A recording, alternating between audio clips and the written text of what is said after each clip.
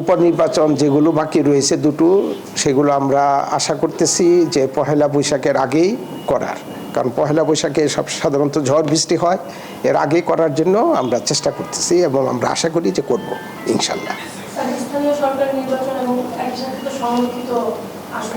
না, সংরক্ষিত মহিলা আসন তো ভোট অলরেডি শুরুই হয়ে গেছে, কারণ এটা মূলত যারা সংসদের প্রতিনিধিত্বকারী দল তাদেরই নির্বাচন, তারা যাদেরকে মনোনীত করবেন আমরা মূলত ধরে নিতে পারি ওইটাই নির্বাচন। তারা বোধহয় বাইদ ইসলাম শুরু করে দিয়েছে, তবে আনুষ্ঠানিকভাবে শপথের থেকে 90 দিনের মধ্যে এটা করার কথা এবং সেটা ইনশাল্লাহ করব।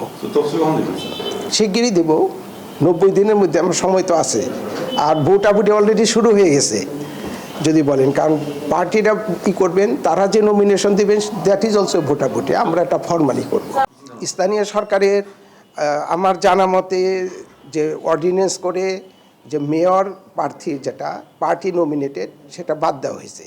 এখন পার্লামেন্ট বসবে, পার্লামেন্ট বসার পর এই বিল যদি বা এই অর্ডিন্যান্স যদি রেটিফাই হয়, এটা রেটিফিকেশনের বিষয় আছে, তাহলে সেটা ওইভাবে হবে। আর যদি এটা পরিবর্তন হয় বা আগের অবস্থায় ফিরে যায় তাহলে একরকম।